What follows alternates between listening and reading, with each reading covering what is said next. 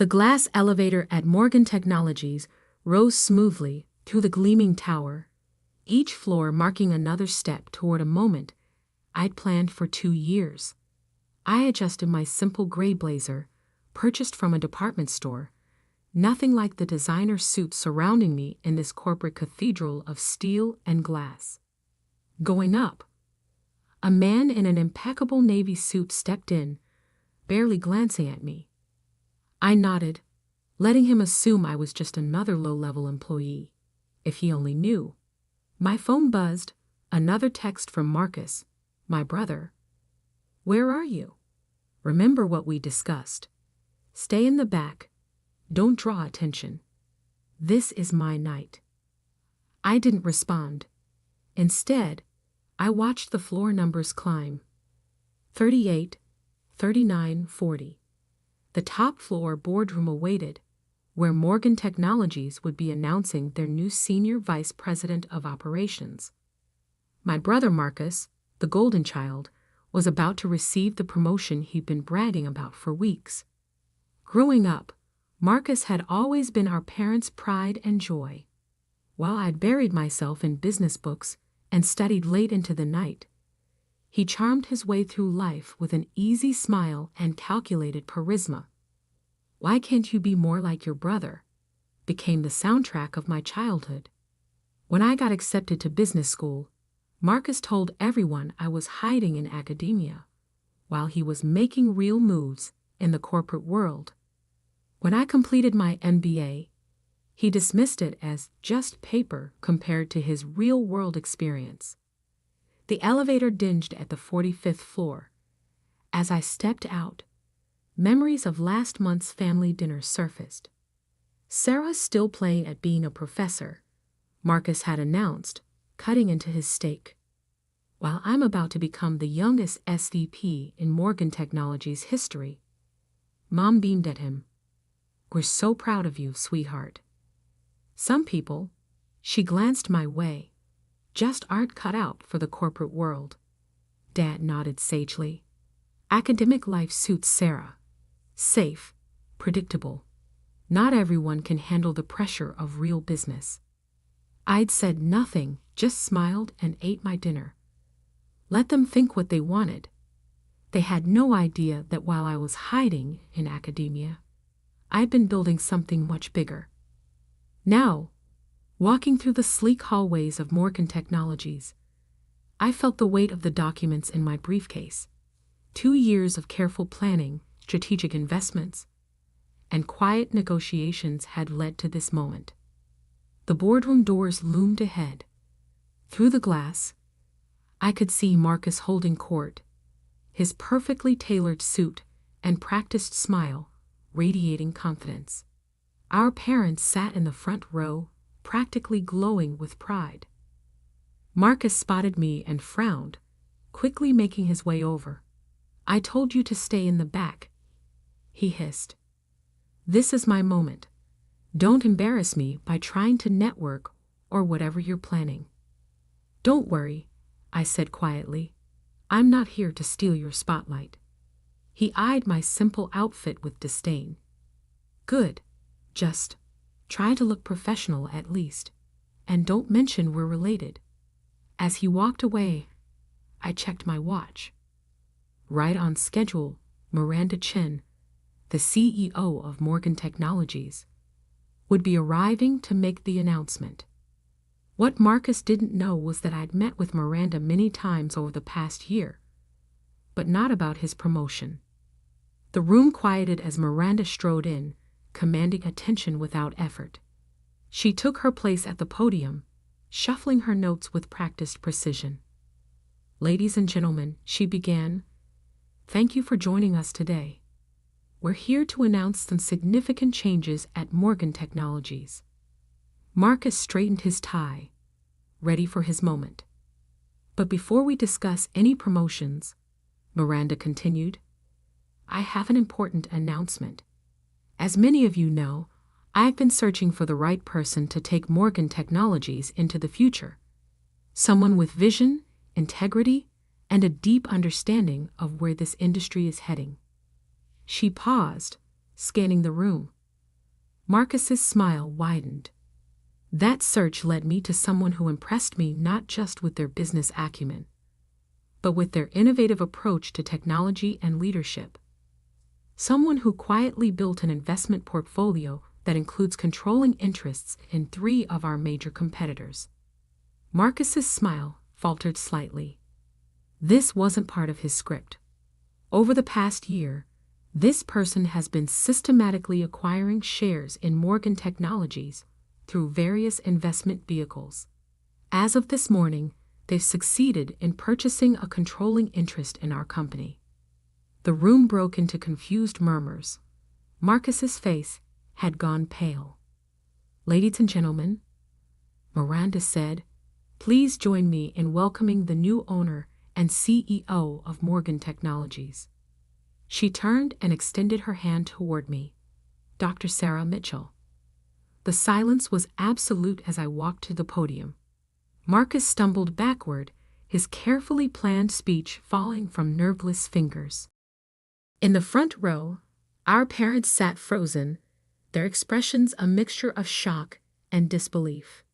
"Thank you, Miranda," I said, taking my place at the podium. The documents in my briefcase would wait. Right now, I had a company to address, and a lifetime of underestimation to correct. The boardroom remained frozen in shocked silence as I stood at the podium. Miranda Chen stepped aside, a slight smile playing at her lips.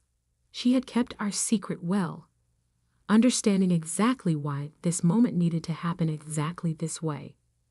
"Before we continue," I said, my voice steady, "I believe congratulations are in order. Marcus, would you join me up here?" My brother's face had turned an interesting shade of gray. He stood rooted to his spot, designer suit suddenly seeming too tight at the collar. Our parents remained motionless in their front row seats, Mother's perfectly manicured hands gripping her purse so tightly our knuckles had gone white. "Marcus," I repeated, letting authority fill my voice. "Please." He moved woodenly toward the podium, each step looking like it physically pained him. The whispers had started now, rippling through the crowd as people connected the dots between our shared last name. "As you all know," I continued, "Marcus was to be announced as your new Senior Vice President of Operations today." I paused, letting the tension build. That announcement will still be going forward, though with some adjustments. Marcus's head snapped up, hope and confusion warring on his face. Over the past year, I've had the opportunity to review everyone's performance records, including Marcus's. While his sales numbers are impressive, there have been some concerning patterns in his management style and strategic decisions. I opened my briefcase and removed a folder, watching Marcus's eyes track my movements. Specifically, the Harrison account proposal from last quarter. I held up a document, the one where you took credit for Jennifer Torres's work while she was on maternity leave. The color drained from Marcus's face. In the audience, a young woman in a charcoal suit sat out straighter. "Or the Stevens Technology merger," I continued, extracting another file, "where you conveniently failed to mention the massive pension liability that would come with the acquisition, the liability you discovered during due diligence but chose to hide."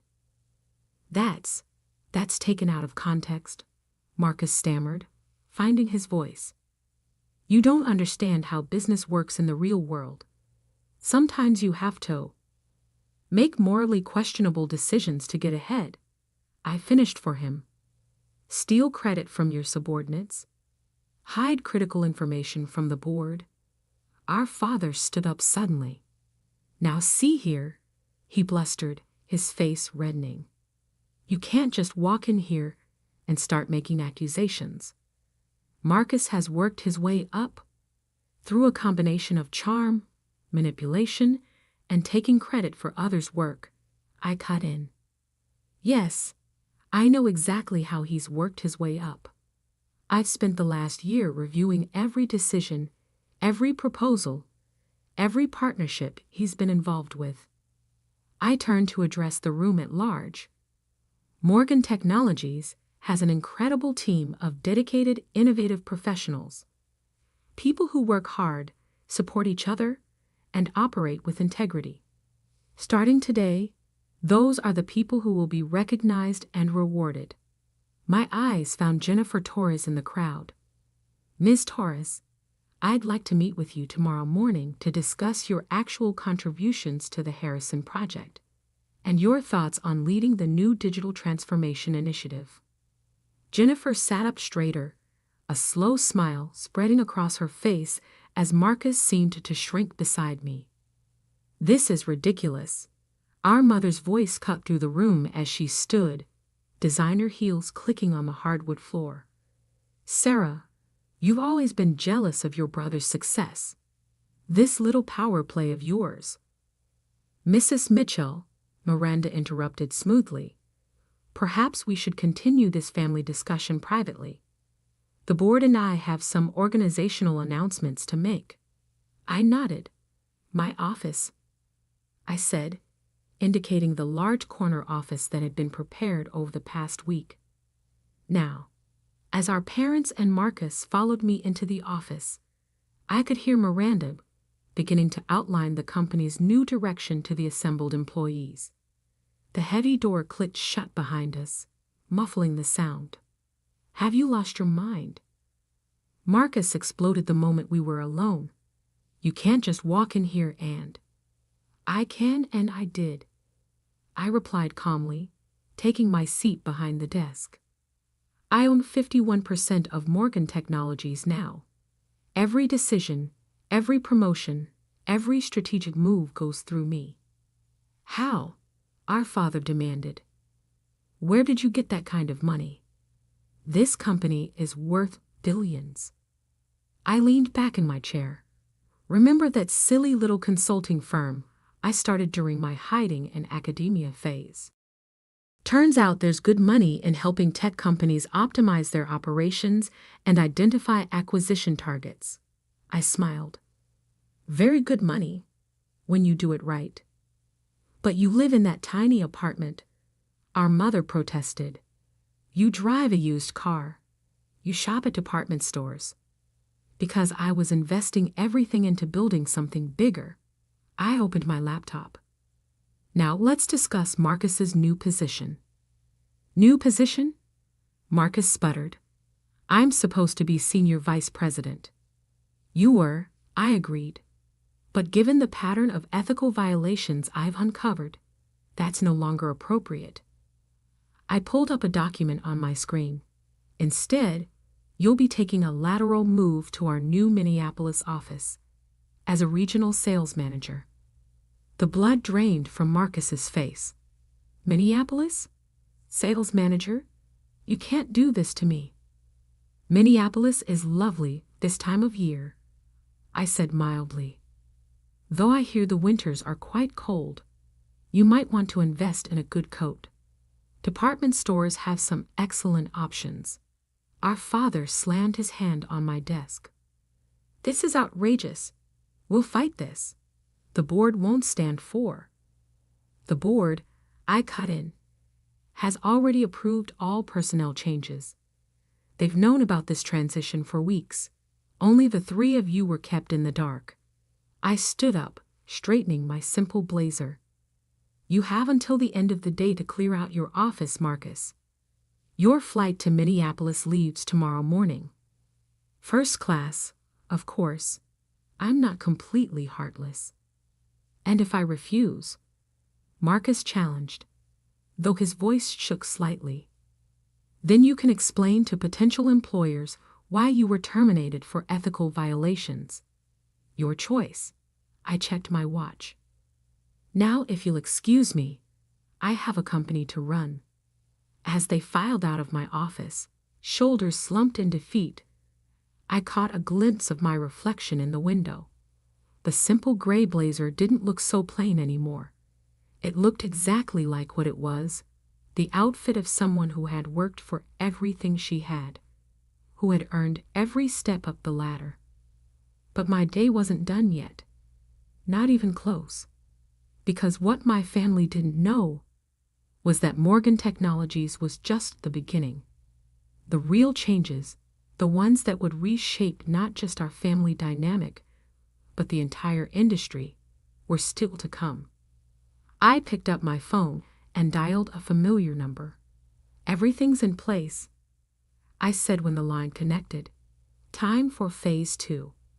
3 months after taking control of Morgan Technologies, I sat in my office reviewing quarterly reports.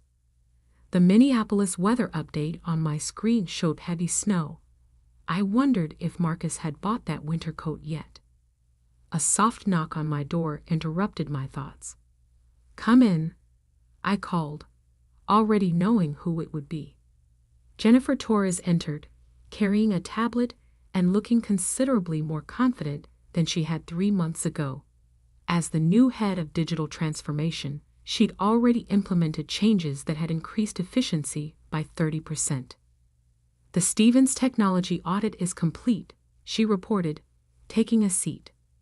"You were right about the pension liability being just the tip of the iceberg. We've uncovered at least a dozen other issues Marcus tried to hide." I nodded, unsurprised. "Send me the full report. And Jennifer, good work." She smiled, the smile of someone who was finally being recognized for their talents. "There's something else. Your parents are in the lobby." I glanced at my calendar, though I already knew it was empty. "Send them up." While waiting, I opened my desk drawer and removed a thick manila envelope. Inside were documents I'd been preparing for weeks, ever since Phase 2 had begun. My parents entered without knocking. Mom looked thinner, her designer outfit from last season showing signs of wear. Dad's golf tan had faded, and his shoulders stooped slightly. "Sarah," Mom started, her voice carrying forced brightness, "we've been trying to reach you." "I've been busy," I replied coolly. "Running a company takes considerable time. Please sit." They settled into the chairs across from my desk, looking uncomfortable. The silence stretched. "It's about Marcus," Dad finally said. "He's struggling in Minneapolis. His performance reports reflect that." I agreed. "His sales numbers are well below target. He's not used to the cold," Mom interjected quickly. "And that tiny apartment. Nothing like his condo here. Couldn't you find something closer? Maybe a position in the Chicago office?" I leaned back in my chair. "Has Marcus mentioned why his numbers are down?" They exchanged glances. Dad cleared his throat. "He says the clients there are different, more demanding." "They're not different," I said. "They just expect actual results, not empty promises and stolen ideas. Marcus can't coast on charm there because I specifically instructed the regional director to verify all his work." That's harassment," Dad sputtered. "That's accountability," I corrected. "Something Marcus has never had to face before." I opened the manila envelope. "Which brings me to why I've been trying to reach you both as well." Their eyes fixed on the documents I spread across my desk. Property records, bank statements, investment portfolios. When I was reviewing Marcus's financial records, I found some interesting transactions. I continued. "Large transfers from your accounts to his, dating back 5 years. Money that came from mortgaging your house. Twice." Mom's hand flew to her throat. Dad's face paled. "He said it was for investments," Mom whispered. "Special opportunities." "He lost it all," I said quietly. "High-risk trades, failed startups, gambling. The second mortgage payment is due next week. You can't cover it, can you?" Dad's shoulders slumped completely. We We were hoping that I would bail you out, I finished. Like you bailed him out, over and over, while telling me I didn't understand real business. Tears welled in Mom's eyes. Sarah, please. We'll lose the house. I pulled out another document. This is a proposal. Morgan Technologies will purchase your house at market value, clearing both mortgages. You can continue living there, paying rent at 30% below market rate. Their eyes widened with hope. But, I continued, there are conditions. First, you'll both attend financial management counseling. Second, you will not send any more money to Marcus.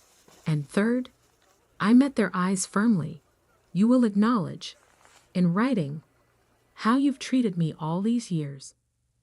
That's blackmail, Dad protested weakly. That's accountability, I repeated. Something this family desperately needs. I stood and walked to the window, looking out over the city. For years, you dismissed my achievements, belittled my choices, poured all your love and resources into Marcus while treating me like an afterthought. I turned back to face them. That ends now. Mom was crying openly now. Dad stared at his hands. The choice is yours, I said. Sign the agreement, keep your home, and maybe, we can build something new from the ashes of what this family has become. Or don't sign, lose the house, and continue enabling Marcus's destructive behavior. I placed a pen on the desk between them. But understand this, I'm not doing this for revenge. I'm doing this because sometimes love means forcing people to face hard truths. The silence stretched for a long moment.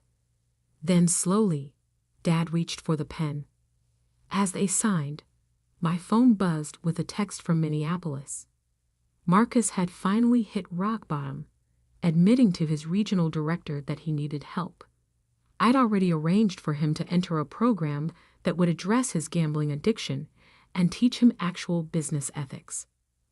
Looking at my parents, I saw something I'd never seen before in their eyes when they looked at me. Respect. And maybe, just maybe, the beginning of understanding. The car will take you home, I said, pressing a button to summon my driver. The counselor will contact you tomorrow to set up your first session. They stood, looking somehow both smaller and lighter than when they'd entered. Sarah. Mom paused at the door. I'm sorry. For everything. I nodded, not trusting myself to speak. After they left, I sank back into my chair and finally let out a long breath. Phase 2 was complete. The family that had dismissed me for so long was finally seeing me clearly, not just as a successful businesswoman, but as someone strong enough to help them face their own failures. Jennifer knocked again, entering with a fresh stack of reports. The board meeting starts in 10 minutes. They're eager to hear about the new expansion plans. I smiled, gathering my materials. Time to focus on the future, not just of Morgan Technologies, but of all the people who worked here. People like Jennifer, who deserved their chance to shine. As I walked into the boardroom, I caught my reflection in the window. The simple gray blazer was gone, replaced by one I'd chosen for myself. Not designer, not flashy, but perfectly suited to who I was. Someone who had built success on substance rather than style. The board members rose as I entered. They'd learned quickly that I was nothing like my brother, and everything a leader should be. Ladies and gentlemen, I began, let's talk about where we're going next. Because success, real success, isn't about proving others wrong. It's about proving yourself right. And I was just getting started. The glass elevator at Morgan Technologies rose smoothly through the gleaming tower, each floor marking another step toward a moment I'd planned for 2 years. I adjusted my simple gray blazer, purchased from a department store, nothing like the designer suits surrounding me.